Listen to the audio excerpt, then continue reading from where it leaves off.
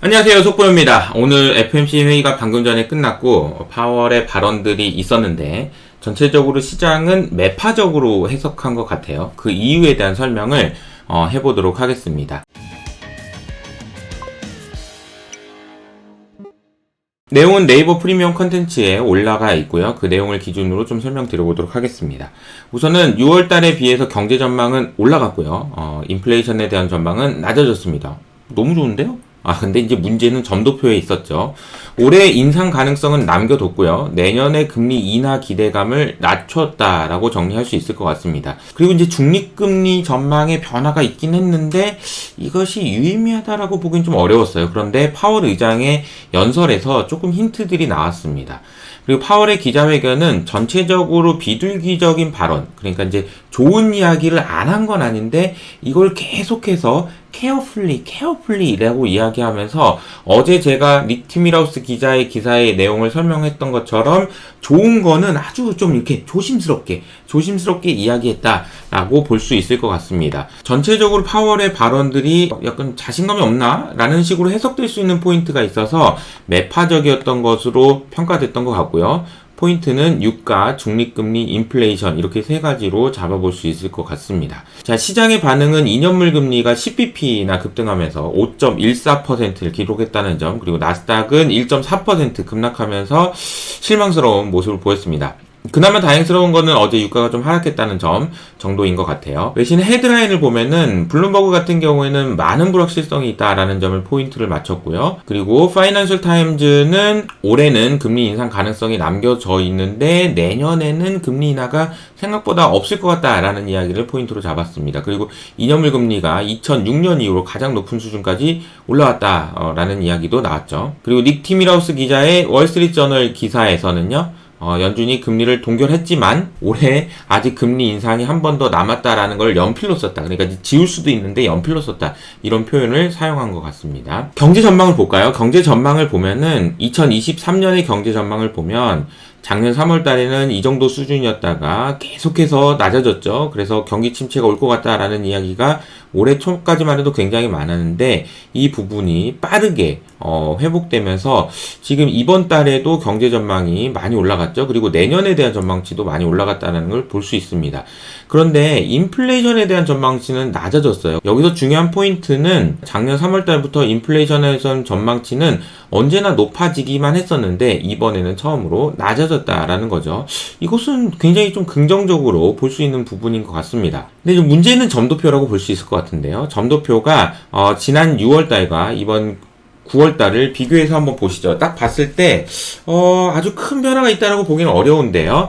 여기서 보시면은 지금 현재 금리가 이 정도 수준인데 올해 말까지 금리를 인상할 것 같다라는 사람이 훨씬 더 많다라는 걸 볼 수 있다는 거죠.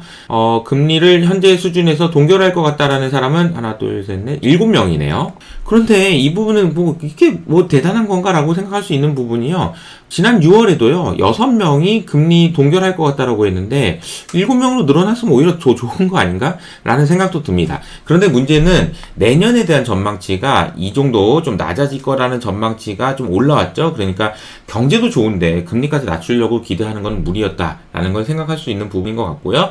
중립금리는 이 정도 수준에서 점을 왜 올려서 찍은 사람이 몇 명 있지? 2명? 3명? 이런 사람들이 중립금리, 그러니까 장기금리 전망치도 조금 올려잡았다라는 것도 이번 점도표를 매파적으로 볼 수 있었던 포인트였던 것 같아요. 파월의 발언을 종합적으로 평가해보면 이쪽으로 올라갈수록 매파적, 이쪽으로 내려올수록 비둘기파적이라고 해석할 수 있는데 여기서 살짝 올라온 부분 있잖아요. 그만큼 살짝 매파적이었다 라고 볼 수 있는 것 같아요. 그런데 파월 의장이 가장 얘기를 많이 한 단어는 신중하게입니다. 어제 제가 속보를 통해서 말씀드렸던 닉 티밀하우스 기자의 발언처럼 carefully라는 말을 정말 많이 했다라는 거예요. 그래서 파월 의장의 발언 중에서 매파적이었던 거는 제가 파란색으로 썼고요. 비둘기파적인 빨간색으로 썼는데 우선은 성명서 발표할 때 QT를 계속하겠다는 코멘트를 했다는 게 좀 이례적입니다. 왜 그랬지? 그리고 두 번째로는 우리가 거의 다 왔다. 다 왔어. 빨리 왔지 우리가. 그치? 이런 이야기를 했다는 거는 긍정적이죠. 다 왔다는 거니까요. 저는 개인적으로 이 부분이 좀 가장 인상적이었는데요. 이번 잭슨홀 미팅에서 적립금리에 대한 이야기를 굉장히 많이 했지만 파월 의장이 그거는 이건 파랑새 아니야? 그런 건 없어 라는 이야기를 했다라고 말씀드렸는데 파월이 이렇게 했습니다. 이게 아마도 올랐을 수도 있어. 그래. 이런 얘기를 했단 말이에요. 이게 조금 약간 어제 시장에 충격을 줬던 것 같고, 이 표현이 있었던 이후로 시장이 좀 더 하락을 했던 것 같습니다.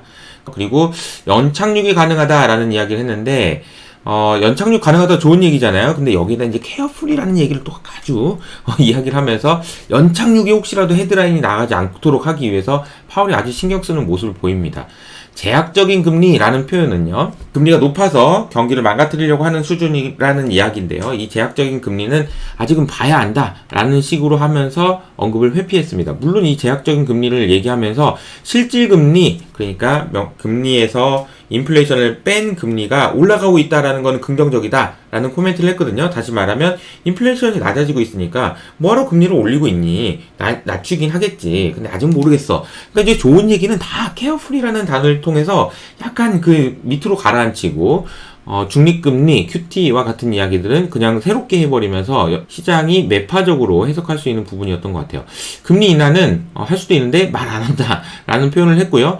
유가 관련 코멘트도 한 가지 말씀드릴 수 있는 게, 유가 관련해서요, 에너지 가격이 올라가는 것은 중요한 일이다라는 이야기를 했습니다. 그러면서 기대의 인플레이션에 영향을 줄 수도 있다라는 표현을 했다라는 점도 매파적으로 해석할 수 있는 부분이에요. 왜냐하면 유가는 우리가 연준에서 어떻게 할 수 있는 부분이 없지만, 유가가 기대 인플레이션에 영향을 주면은 연준에서 좀 손을 봐야 된다라는 이야기를 했었는데, 그렇다면은 이 표현을 했다라는 거는 최근의 유가 상승에 대해서 파월 의장도 예의주시하고 있다라는 것을 알 수 있습니다. 그리고 마지막에 나가면서 사람들은 인플레이션을 싫어합니다 라고 이야기를 했는데, 결과적으로 파월의 기자회견은 좀 매파적이었던 것으로 해석할 수 있는 것 같습니다. 시장 반응은 2년물 금리가 크게 상승했고요. 나스닥도 1.5%나 하락하는 모습 보였습니다. 다만 그나마 긍정적인 부분들은 유가가 이틀 연속으로 지금 하락하고 있다라는 점이거든요. 결국은 지금 파월 의장이 또 이번에도 강조했던 것은 나 잘 모르겠고, 그런데 중립금리가 올랐을 수도 있는데 잘 모르겠고, 금리를 내릴 수도 있는데 잘 모르겠는데 데이터를 보고 판단할게 라는 거잖아요. 근데 이 데이터에서 지금 우리가 가장 주목해서 봐야 되는 부분은 유가가 지금 올라갔다라는 부분이고요. 근데 공교롭게도 이틀 동안 유가가 하락했다라는 점은 파월 의장 발언이 어제 매파적이었음에도 불구하고 아직까지는 연말에 산타랠리가 있다라는 희망을 버릴 필요까지는 없지 않나라는 생각이 듭니다. 근데 아마 9월 말 10월 초까지는 시장이 조금 흔들림이 계속 있을 거라는 생각도 좀 들고요. 자세한 내용은 이호석 아카데미 네이버 프리미엄 컨텐츠에 글로 확인돼 있으니까요. 확인하시면 좋을 것 같고요. 저는 여기서 인사드리도록 하겠습니다. 안녕!